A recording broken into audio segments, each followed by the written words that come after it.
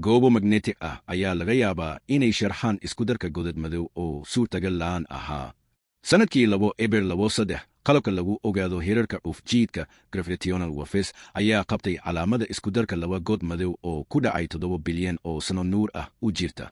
Isku-darkaasi wuxuu sababay gariir xoog leh oo ku dhacay xilliga iyo meertada sbacaytime, laakiin marka saynisyahanadu ay xogta falanqeeyeen waxay heleen wax ka hor imaanaya heerarka fiisigiska.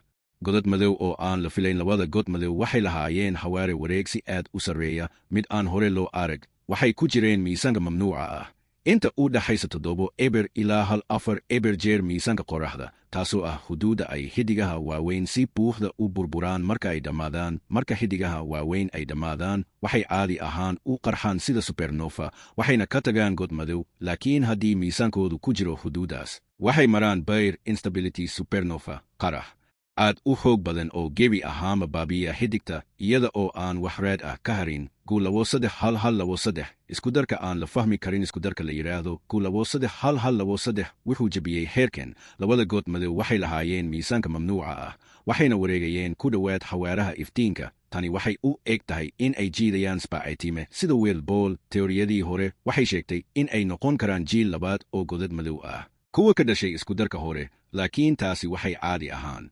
beddeshaa xawaaraha wareega. Doorka goobaha magnetic-ka hore Gottlieb iyo kooxdiisa oo ka tirsan Flatiron Institute ayaa ogaaday arrin la iska indhatiray. Goobaha magnetic-ka simulations hore waxay iska indhatireen doorka magnetismka kadib qaraxa supernova. Kooxdu waxay raaceen xiddig weyn oo miisaankeedu yahay 2 eber jeer qorraxda, laga bilaabo nolosheeda ilaa dhammaadkeeda. Marka xiddigtu qaraxdo, waxay noqotaa disk wareegaya oo ka kooban walxo xiddigta ka haray oo leh goobo magnetic ah. God madow cusub ayaana ku dhex samaysma. Sida magnetismku wax u beddelo diskaga wareegaya, wuxuu caadi ahaan quudin lahaa godka madow, laakiin goobo magnetic ah oo hoogan waxay cadaadis saaraan diskaga, waxayna ka tuuraan ilaa kala bar miisaanka xiddigta xawaare ku dhow iftiinka. Tani waxay si weyn u dhimaysaa miisaanka ugu dambeeya ee godka madow, waxayna gelisaa xuduudda mamnuuca ah. Sidoo kale waxay saamayn ku yeelataa xawaaraha wareega. Natiijada simulationska goobo magnetic oo hoogan, godad madow oo miisaan yar leh, wareegsi gaabis ah. Goobo magnetic oo daciif ah,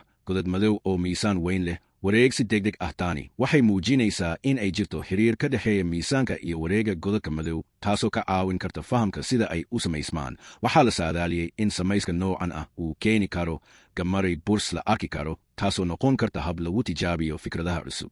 Cilmi baaristan waxay beddeshay fahamkii hore ee ku saabsanaa godadka madow, waxayna muujisay in magnetism ku yahay furaha sharaxa godad madow oo hore loogu arkay suurtagal la'aan.